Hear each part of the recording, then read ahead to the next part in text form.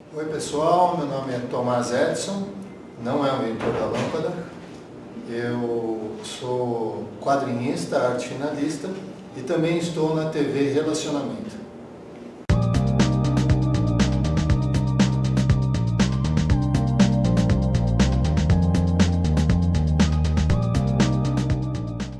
Olá internautas, iniciamos mais um programa Você é Top. E hoje nós temos aí no papo uma grande escritora, Sueli Gutierrez. Muito obrigado pela tua presença aqui, Eu tá? agradeço a oportunidade. Perfeito. Sueli, conta para os nossos internautas um pouquinho onde você nasceu, um pouquinho da sua trajetória, e a minha curiosidade é saber em que momento na sua vida que veio essa veia de escritora.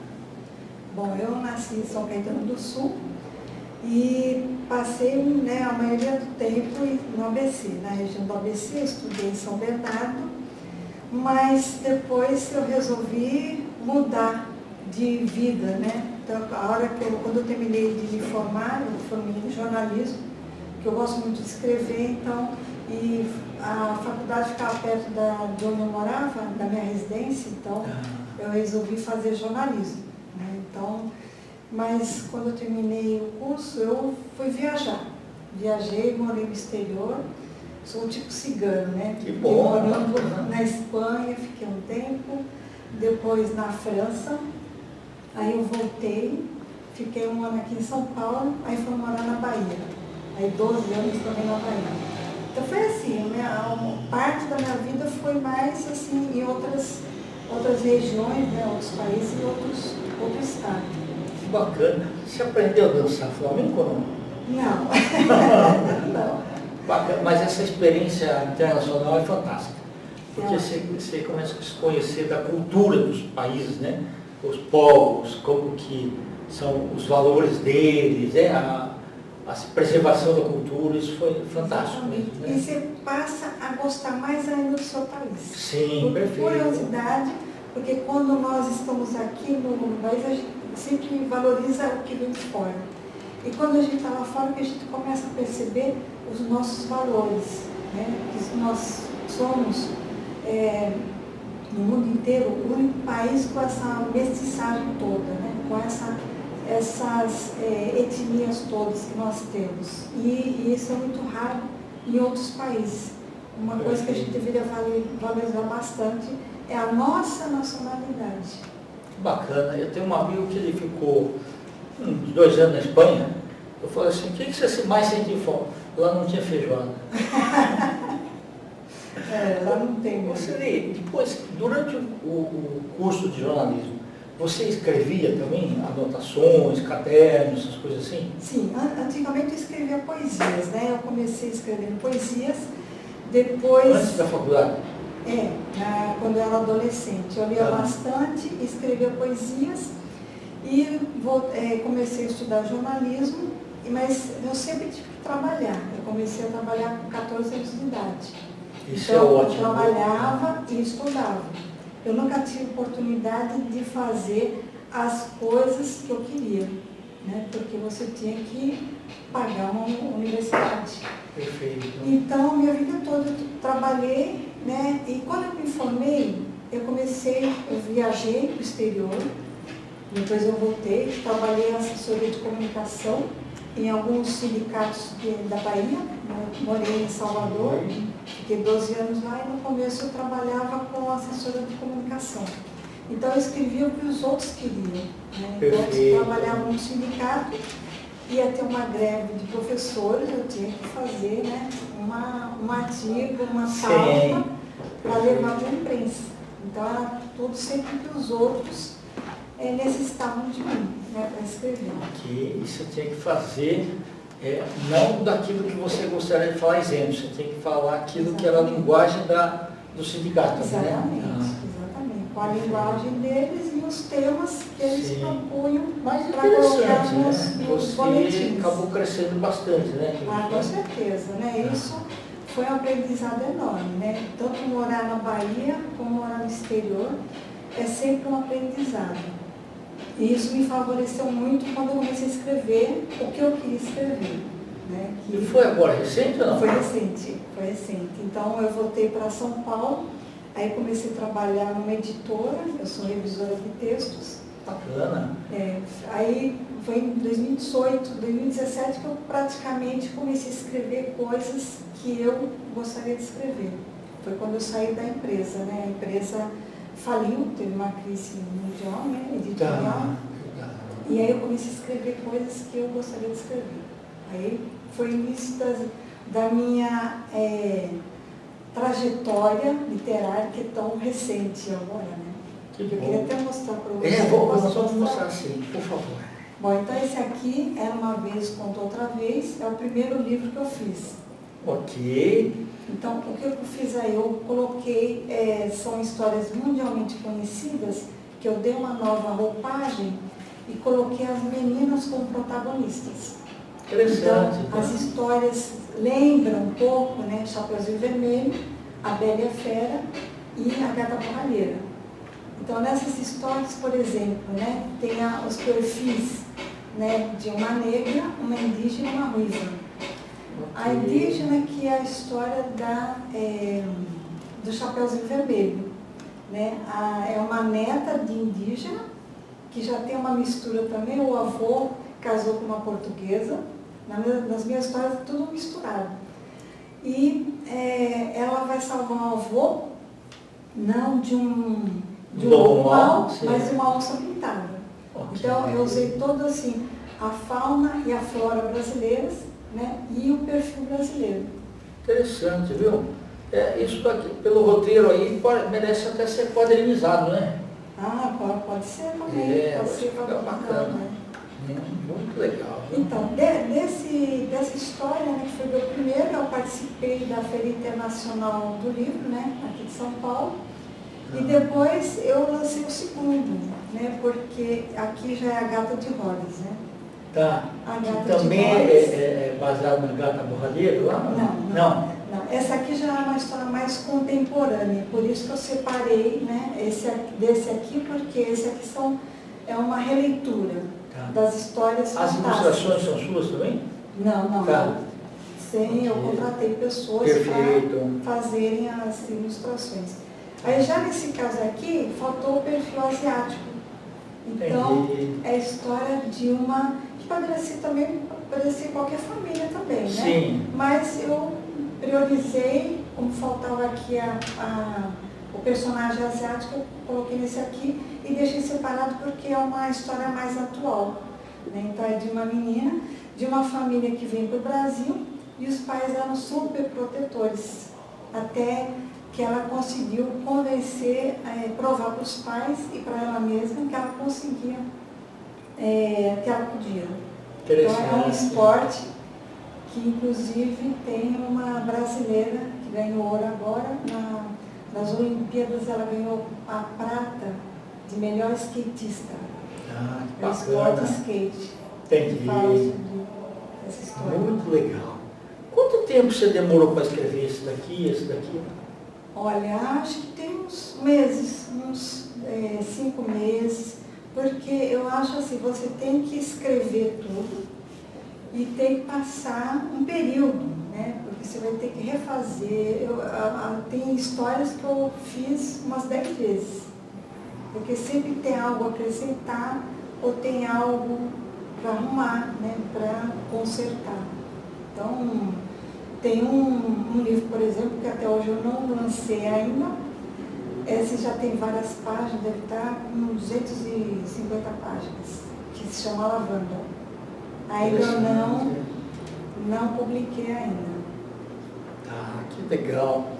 E depois, esses dois um por ano, mais ou menos, ou não? Mais ou menos. Mais ou menos, tá. Então, aí eu fiz, esses aqui são infantos juvenis, né? Ok, esses dois perfeito. Infantos juvenis. Para crianças de 9 a 12 anos que já não necessitam tanto ilustração. Né? São crianças que já começam a ler já Harry Potter, já tem mais, né, aquela queda por leitura. Tá. Depois eu escrevi esse aqui, que são contos e crônicas. Esse livro já é mais para adulto, né? Porque são temas um pouco mais um pouco mais difíceis de se tratar, mas são contos e crônicas do cotidiano, né? Tudo que se passa assim, num ambiente aberto. E o título é muito sugestivo também, que é Desencontros. Desencontros. Mas tem mais crônicas do que contos, né? De contos só tem 2, o resto é tudo crônica. Então é crônica do cotidiano. Explica aí para os nossos internautas quando que é crônica e quando que é conto. A conto as partes do imaginário, né? Sempre tem uma coisa assim, imaginária, alguma fantasia, né? Crônica já tem mais a ver com o que se passa, né? No presente momento, por exemplo. Não é assim, não é um elefante que está voando, por exemplo, seria um conto. Né? Então, aí no caso são 2 contos, tem um dos contos é o diálogo de Deus com os homens, não, ao contrário, o diálogo dos homens com Deus. Então é um conto, né? Porque quem vai, né? Sim. Pessoalmente, assim, a gente nunca viu Deus, né? Só no nosso imaginário. Exatamente. E, então é isso, essa diferença. Né? Agora, a importante desse livro é que eu ganhei o prêmio da Lei Aldir Blanc. Que legal, Né? A Lei Aldir Blanc, que beneficia pessoas, né, da literatura, né? Dos projetos da literatura, e eu ganhei esse prêmio, né? Esse benefício para publicar o livro.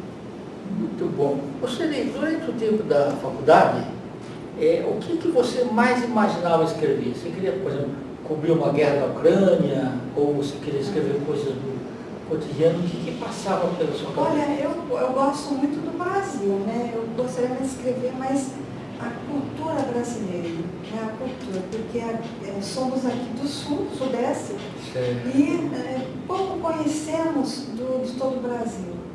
Pouco conhecemos da Amazônia, né? Das festas típicas, das festas juninas do Nordeste, que são maravilhosas. Eu sou muito, assim, eu amo muito a cultura brasileira, porque ela tem uma expansão, uma riqueza muito grande e que a gente deveria valorizar. Perfeito. Isso eu tento colocar também, né, das histórias, né, colocar sempre um cenário brasileiro, a fauna e a flora, por exemplo. É isso, né? Nesse roteiro que eu faço, mais ou menos. Sueli, você escreveu quando você conhecia já a Lei Aldir Blanc, ou você escreveu e depois que você soube da lei escreveu? Que foi mais ou menos junto? Não, eu tinha um conjunto de crônicas que eu estava já juntando para publicar.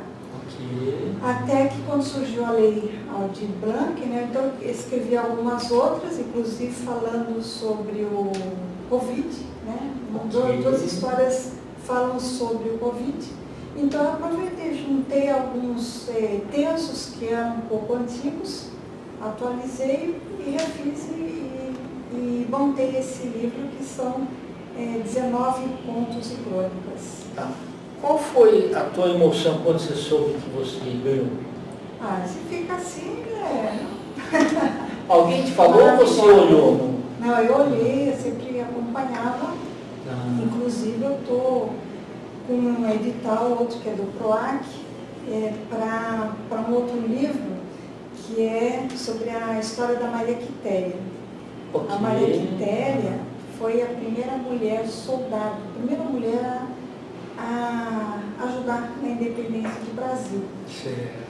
E é uma história muito interessante, porque é do século XIX, e eu queria relatar um pouco, né, como era culturalmente essa época, né, porque Maria Quitéria ela era analfabeta, porque ela era menina e não podia estudar.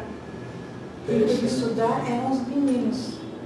E ela foi uma heroína, foi uma guerreira, e eu queria enaltecer a história dela. Muito É interessante. baiana, Então, também. que legal. Não, mas é fantástico isso daí. Desse daí de 200 e poucas páginas, quanto tempo você demorou para escrever? Eu demorei acho que 1 ano e pouco, 1 ano e meio.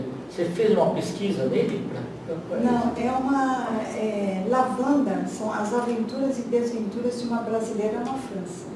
Não é bem a minha história, eu morei na França, mas eu compilei uma série de acontecimentos, não só da minha parte, mas como de outras pessoas que me relataram, então eu juntei um personagem e contei essa história. E claro, é uma história inventiva, né? Porque tem assassinato.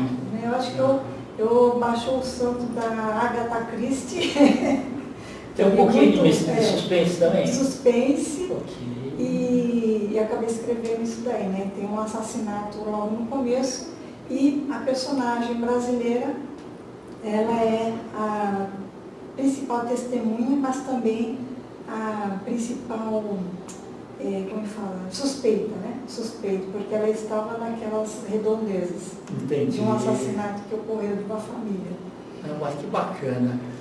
Sueli, o fato de você ter feito jornalismo te ajudou muito, mas você também leu e escreveu bastante, né? Li bastante e continuo lendo, né? Na minha bolsa eu sempre levo meus livros para vender. Se tiver, às vezes, em alguma livraria ou conheço alguém, ofereço meus livros e sempre tem um livro para ler. Eu estou lendo atualmente, relendo Monteiro Lobato. Ok, tá. Muito interessante. Não, fantástico, porque você mesmo fez a revisão, né? Sim, eu também, fiz então, a revisão. Muito bacana. O primeiro livro que eu fiz foi por uma editora, né, que eu tive que pagar. Tá. Então, já que eu tive que pagar, eu resolvi montar minha própria editora. Que E a editora é seu livro. Eu posso ajudar os outros também a escreverem as suas histórias. E comecei a escrever através da minha editora. Então, eu tenho parceiros, né, que fazem a diagramação, a ilustração, né, tudo é profissional. São profissionais, né, porque você tem que mostrar uma boa qualidade do material para poder, né, ser interessante. Perfeito. Tá ótimo. Aí nós estamos aí nos instantes finais, né? Você está com algum programa aí para novos escritores? Como que você está? Sim, na verdade eu estava com um projeto, né? Um projeto de incentivo à leitura nas escolas públicas. É um projeto que eu ainda não consegui subvencionar, sim, mas é um projeto de incentivo e vai ter outros participantes, né? Porque eu vou querer utilizar teatro, uma encenação, e vai ser nas escolas públicas. Perfeito. Justamente para enaltecer e para criar autoestima nas crianças negras. Né? Então, vai ter personagens na dinâmica, que eu quero fazer uma dinâmica de escrita criativa, vai ter um personagem, vai fazer uma parte teatral para enaltecer, para a criançada, né, ter mais autoestima. E pode ser criação coletiva também, né?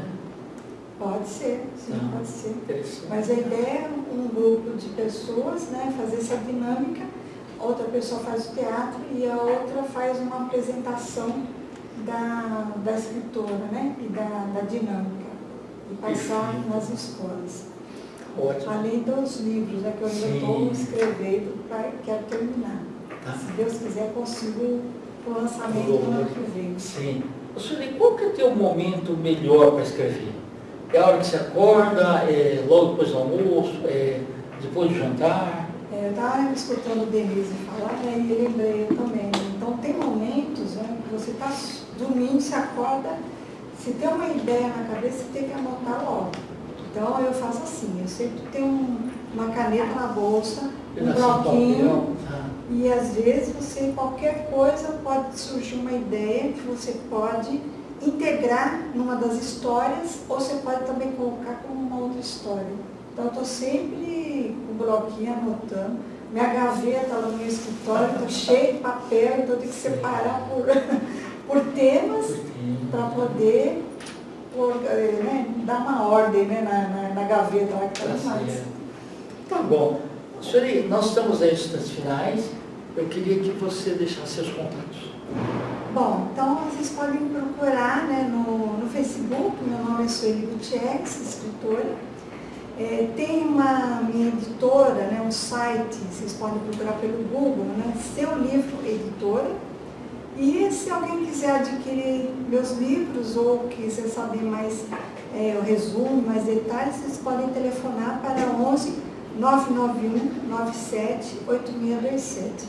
Sabendo também que eu tenho a livraria Martins Fontes, que eles têm meus livros expostos nessas livrarias, na Paulista e aqui no centro, Vila Lobos, né? Aqui no bairro. Bom, aqui no centro de São Paulo.